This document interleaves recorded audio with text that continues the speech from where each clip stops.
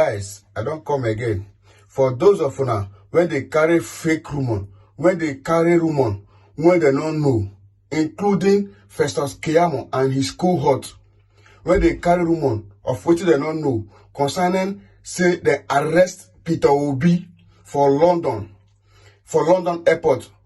Which crime you will commit? No matter who you be, no matter any person, no matter who you be, if you commit any crime for London, you can never go scot-free.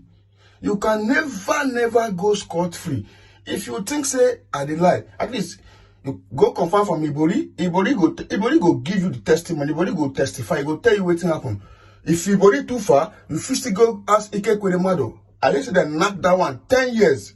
Now they give her 10 years. So even as Peter Obi dey, if they catch him for anything for London, he must face it. You know, if he goes scot-free. So if you carry fallacy, they carry me. I be say na Lai Mohammed. Now he be the #1 person when lie for the whole Africa. And I'm not say Festus Keyamo them and his cohort. So they still they among the people when they spoil Nigeria. Now they won't try tarnish Peter Obi image. Everybody knows what they try to do. They won't try tarnish Peter Obi image.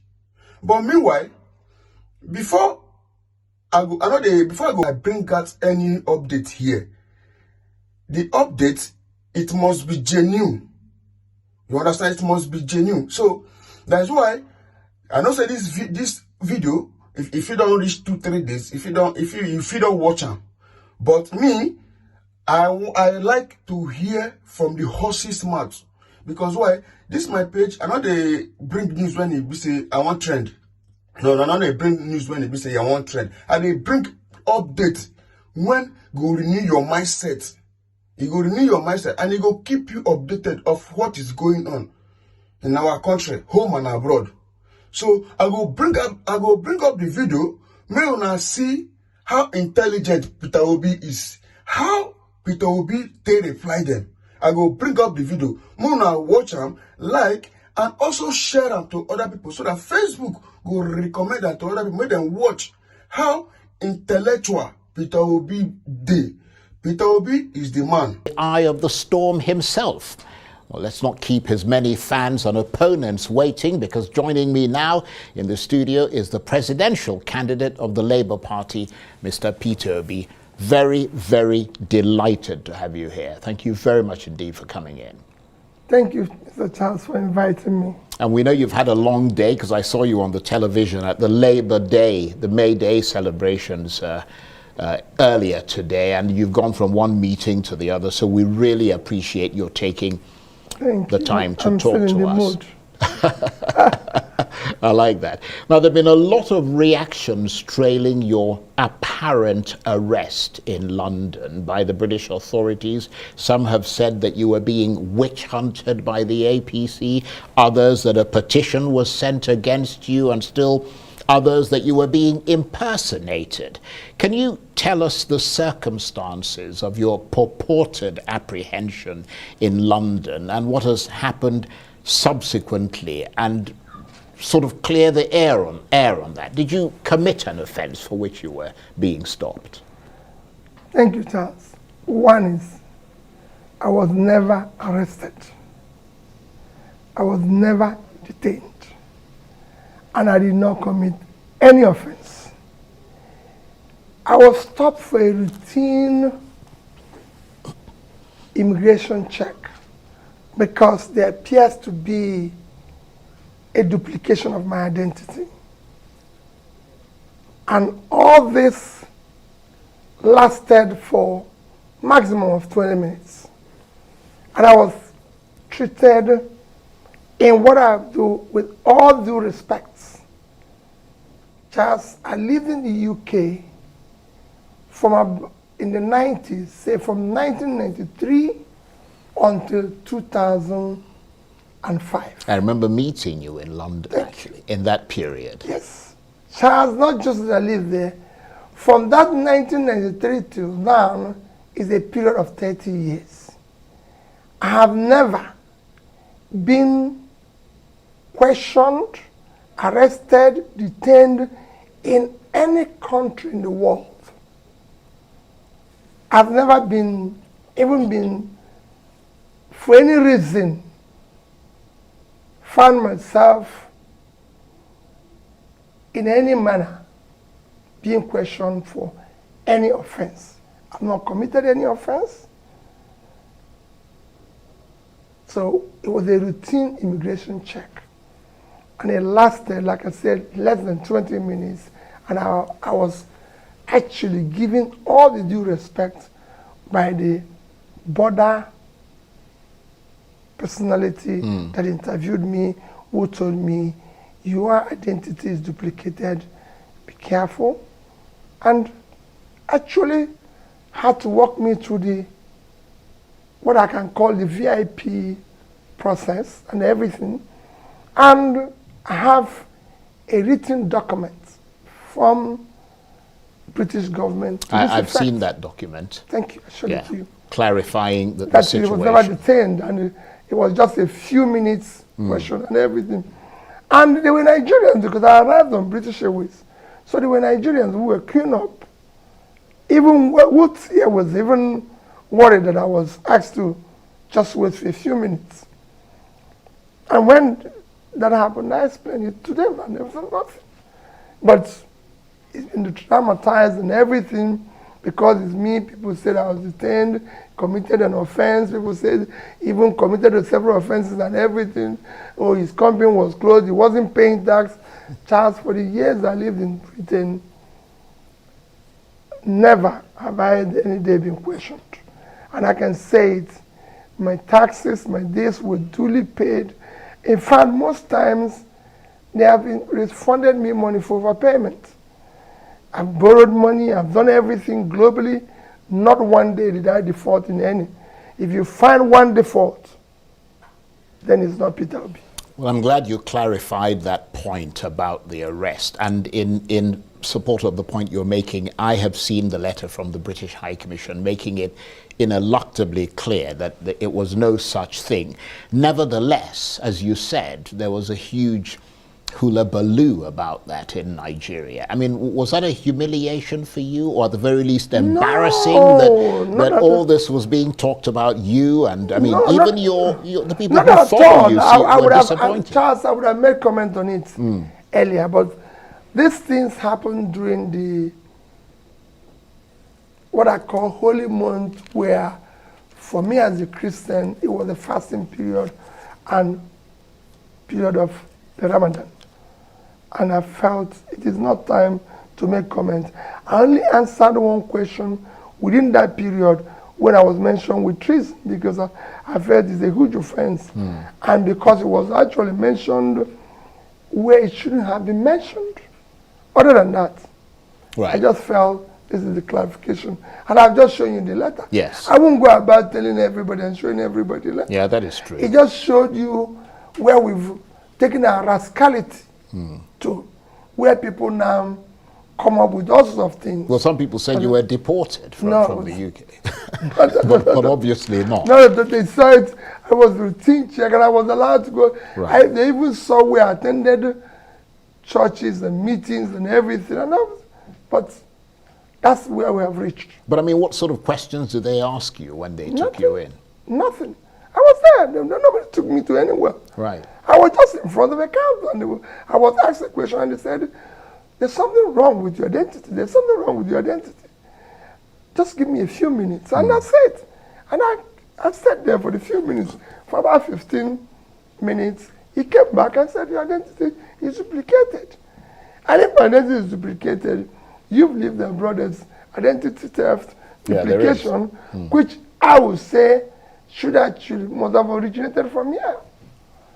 But Well, that's for another day. Yeah, I'm glad you've clarified that point. But there's also another question being raised about whether you are a dual citizen.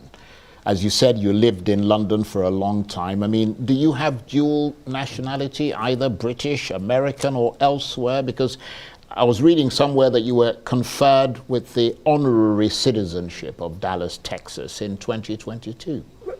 Charles, you know what that means? It means nothing. Yeah. Even one of the presidential candidates said it that it means nothing. It just shows that, okay, well, if you come into this city, you're welcomed. It doesn't even give you a visa. If you apply for a visa, it can't even help you for your visa application.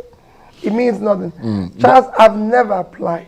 Right. And I will never apply for citizenship of any other country. Yeah, but I'm a Nigerian. Right. But I believe in Nigeria. I lived in the UK for a period of about 12 years. I had a permanent stay.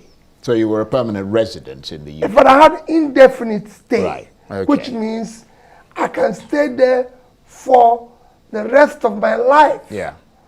But when I left the UK in 2025, I went back to them and said, take your stay.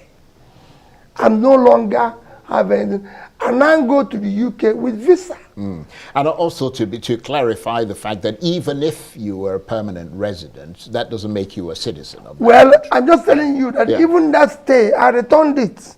Right. I have never applied, and I will never, as long as I live. Right. My family knows this, everybody knows that. I was born in Nigeria. I'm a Nigerian. God created me a Nigerian. He would have made me an American, or a Japanese, or a British. But since he made it that I'm a Nigerian, I will want to live and die in Nigeria. Nevertheless, Asari Dokubo, who is a well-known person from Rivers State, says he can prove that you are a citizen of the Solomon Islands, and that the conditions for buying property there is that you must be a citizen. What's your reaction? Do you own property there? One, I don't know where is Solomon Island. I've never been such a place in my life. I don't know. I've never been there. I've no reason to go there. Few places I've gone in the Caribbean, places like Haiti. I was in Haiti when they had the earthquake. I was a governor then. Everybody who is close to me knows that I've been to most troubled places in the world. So when there was earthquake in Haiti, I went to President Jonathan. He's still there. I said, Mr. President, I'm going to Haiti. They had an earthquake. I want to go and help them to rebuild. He was even surprised. He said, Peter, why? I said, that's what I've done all my life. I've been to most troubled parts of the world. As I'm speaking to you, Mr. President, I've withdrawn my son from school. We're going there to Haiti. And I went there. A high commissioner then will tell you, I even met some police officers from Nigeria who were there, and they will tell you. I even traveled with some of the people who, Bob Manuel, who used to be one of the actors, he saw me and said, I'm going to this place to help them rebuild. And I helped them to raise money then, over $200,000. So I've been to Haiti, and I've been to Barbados. So other than that, I can't remember. I don't know where Solomon Islands, Charles. Right. I've never been there. I don't own a property anywhere outside Nigeria, except in the UK, where I lived. Yes. Other than that, any other place that there's a property in the name of Peter Obi, it is fake. It doesn't exist. And I don't need it. Why would I own a property where I don't live? Well, I'm glad you clarified that point, but I'm afraid there are other things that need clarification. The Minister of Information, Lai Mohammed, recently called for your arrest, accusing you of treason. Do you see any links between your activities lately and any treasonable offenses? Charles is the height of rascality. Height of rascality. And it was even announced in Washington. I committed a treasonable offense. And I'm in Onitsha. And my minister went to announce it in Washington. This is what I'm talking about. We're not talking about waste in governance here. People don't want to understand. The amount it costs Nigeria for him to go and announce that in Washington can fix, I can tell you, I've been in government, can build a block of 6 classrooms in a primary school. I'm sure if you go to his village, there's so many places where children don't even have desk or classroom to go to school. And instead of using that money to go and do it, he used that money to go to Washington to announce of treason of somebody who is in Onitsha. He doesn't need to do that. It is rascality of the highest order. These are the reason why we want a new Nigeria where things will work the way it works in other climes. From there he went to London, announcing the same thing. Well, I'm in Nigeria. He should have come to see me or invite me and say this is the offense. How did we get here?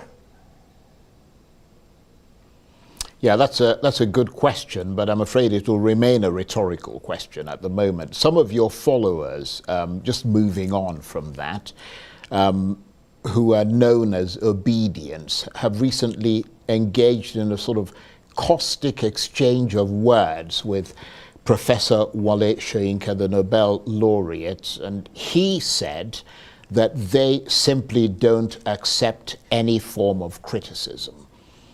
And I think it was around the time when he made the comments about fascism and your deputy, Yusuf Baba Datti Ahmed.